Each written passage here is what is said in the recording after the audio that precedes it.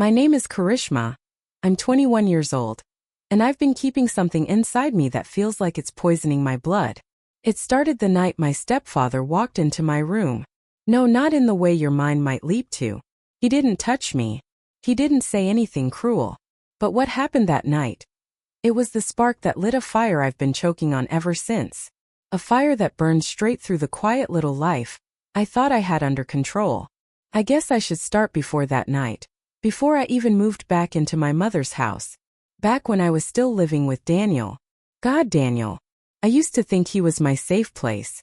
I can still remember the first year we were together. The way his arm would curl around my waist in bed like he was tethering himself to me. The way his voice would drop lower when he whispered my name. We didn't just make love. We met in the space between skin and breath. I'd fall asleep listening to his heartbeat against my ear, thinking there was no possible way life could erode something so warm, so certain. But it did. Slowly. So slowly I almost didn't notice. It started with little things. A kiss at the door that became a quick peck. His hand resting on my back instead of pulling me closer. Our hugs began to feel functional, like a polite way to say, I see you, instead of, I want you. He still touched me, but sometimes it was in the middle of a conversation, like he was pressing a button that said girlfriend acknowledged rather than woman desired. I'd lean in to kiss him and he'd smile, but his mouth wouldn't move with mine. I'd climb into his lap on the couch like I used to, and instead of that slow, hungry kiss we once shared, he'd shift to reach for the remote. I told myself it was normal, that every couple changes, that long-term love settles into something calmer, something deeper. But the truth? It felt like my body had become an afterthought to him. Like we'd moved from passion into a kind of emotional co-parenting of our lives. Safe, yes. Loving, maybe. But alive? Not anymore. When I moved back into my mother's house, just for a few months, I told him. It wasn't because of money, though that was the excuse. It was because something inside me was starving. I thought maybe space would make him miss me. I thought maybe distance would jolt us back into the kind of wanting that used to burn holes in our weekends. Instead, the distance felt confirming. Calls became shorter. Texts became practical. How's work? Don't forget the bill. Night. I stopped telling him when I felt lonely because I was afraid of hearing nothing in return. And then that night I was lying in bed at my mother's house, scrolling through old photos of us, back when his hands couldn't stay off me, when my stepfather Mark opened my bedroom door. He didn't knock. He never knocks. He asked if I'd seen the house keys, but that wasn't what stayed with me. It was the way his eyes lingered a fraction too long before he stepped back. The way his tone was softer than usual, like he was tiptoeing around something neither of us could name. It was nothing and yet, not nothing. I can't explain it without sounding like I'm making more of it than it was. But in that split second I realized something had shifted in me. A line I didn't even know existed had blurred. Not because I wanted him, I didn't, but because I noticed him noticing me. And the worst part? Some starved, aching part of me noticed being noticed. That's when I knew. Not about him. About me. That I wasn't just missing Daniel's love. I was missing my own reflection in someone else's desire. And once you notice something like that, you can't unsee it. Daniel's a firefighter. That used to be something I wore like a badge when people asked about him. My boyfriend runs into burning buildings for a living. I'd picture him in that heavy gear, smoke curling around his helmet, saving people with those hands that once knew every inch of me. But somewhere along the way, the pride turned into a different feeling. Distance. He came by the following weekend to help me haul some boxes from my old apartment into my mother's garage. He smelled faintly of smoke and detergent, the familiar cocktail of his job, and when he set the last box down, he came up behind me and wrapped his arms around my waist. You're too light, he murmured against my neck. Not eating enough? I should have felt caring. But there was something in the way his palm slid under the hem of my shirt that made me stiffen. His touch wasn't rough, wasn't cruel, but it felt like he was skipping ahead in a conversation we hadn't even started. I'm fine, I said a little too quickly. He didn't seem to notice the tension in my shoulders. Instead, he turned me toward him and kissed me, deep and certain, like that would melt the weeks of silence between us. When he pulled back, he searched my face. See? Still us. I wanted to tell him it wasn't that simple, that I needed him to ask about my days, to stay on the phone with me when my insomnia kept me up at 2 a.m., to make me feel like the person in his arms wasn't just a habit he couldn't break. But the words felt too heavy, too likely to land wrong. And part of me, the cowardly part, didn't want to be the woman who kept asking for more, when he was clearly giving what he thought was enough. Later that night, we went out for dinner. The restaurant was loud, the kind of place where you have to lean in to hear each other. He talked about a fire they put out 2 nights ago, a warehouse that collapsed faster than expected. I nodded at the right places, smiled when he made a joke about his rookie partner. But when I started telling him about an argument between my mom and Mark over the bills, his gaze slid past me to a TV over the bar. "Sorry," he said when I stopped mid-sentence. "What were you saying?" I told him it was nothing, and maybe it was. But in that moment, something inside me pulled another inch back. When the check came, he reached across the table and squeezed my hand.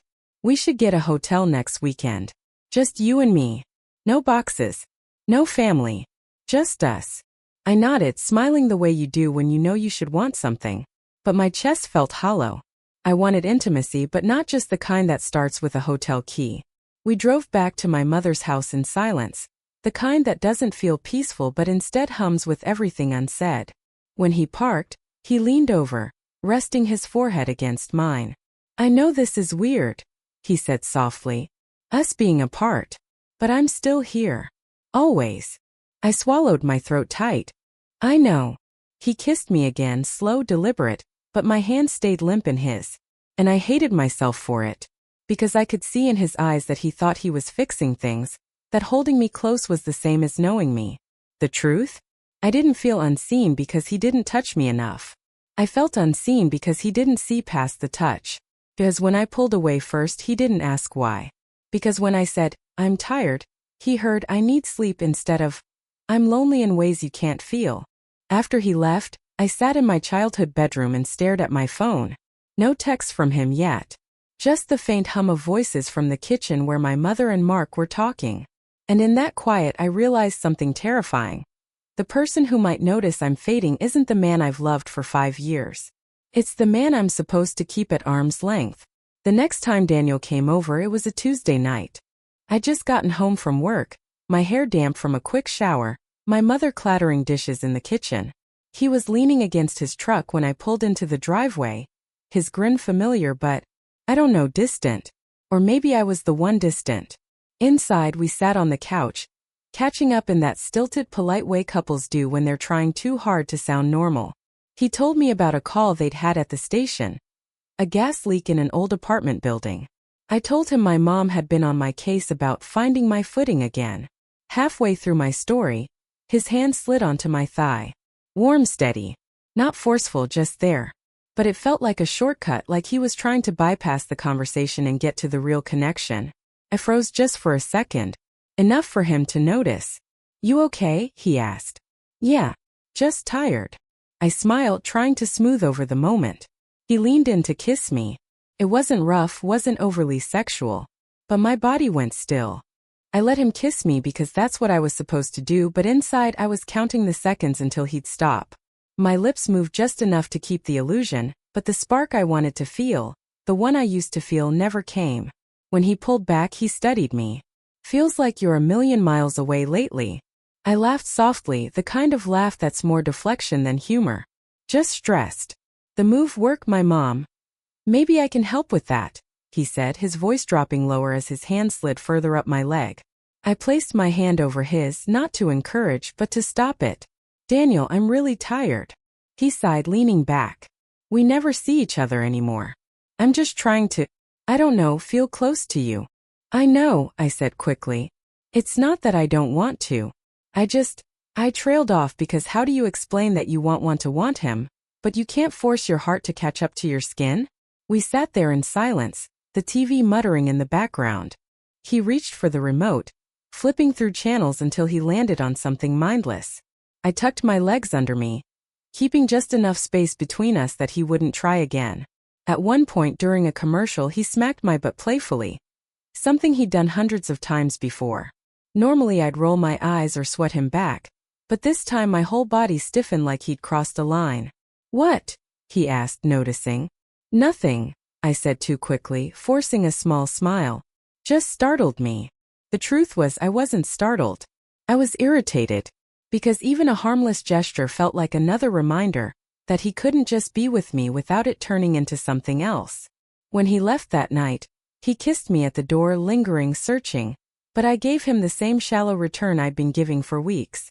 He didn't comment, but I saw the flicker in his eyes, the one that said he knew something was slipping away. After I shut the door, I leaned against it, heart heavy. I could still feel the ghost of his hands on me, but not in a way that made me warm. It was more like a weight I couldn't shrug off. And the worst part? I wanted to want him. God, I wanted to feel that pull again. I wanted to melt into him like I used to lose myself in that effortless closeness we once had. But instead, all I could think was, why does everything have to turn into sex? It happened on a Friday night. Daniel had insisted on taking me out to somewhere nice. His treat. He'd made a reservation at a little Italian place we used to love.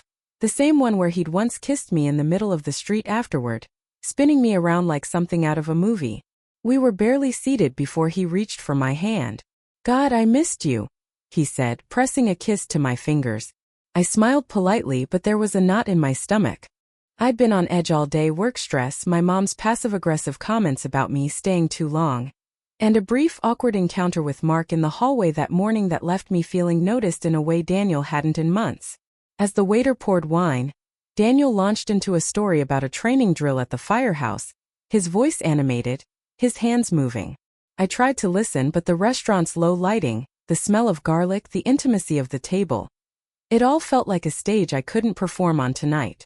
When the main courses arrived, he set down his fork, leaned forward and said, "You know what I was thinking? After dinner, let's get a room somewhere. Just us. No distractions." The words landed like a weight in my chest. I knew what he meant, his eyes gave it away. It wasn't just us he wanted. It was the one thing I seemed to have less and less to give. "Daniel," I started, my voice thin. "What?" he asked, smiling like he already knew my answer. I don't want to." His smile faltered. "What do you mean? We never get time like this anymore."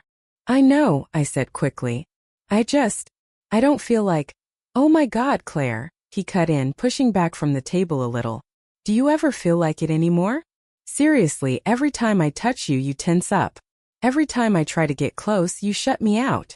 The heat rose in my cheeks instantly. "That's not fair." "It's true," he shot back, his voice low but tight. "You've been different for months. I don't even know if you still want me." The words cracked something in me.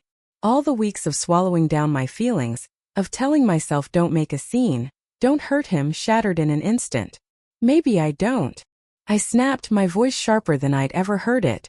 "Maybe I'm tired of feeling like the only way you know how to love me is with your hands. I want you to talk to me, Daniel. I want you to notice when I'm upset, or ask me about my life without me having to hand you the script. I want to feel like a person to you, not—" My throat closed around the last word. He sat there, staring at me like I'd slapped him. His jaw tightened, but he didn't speak.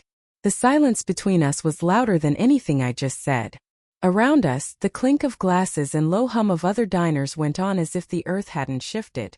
Finally, he leaned back in his chair. "I don't know what to say."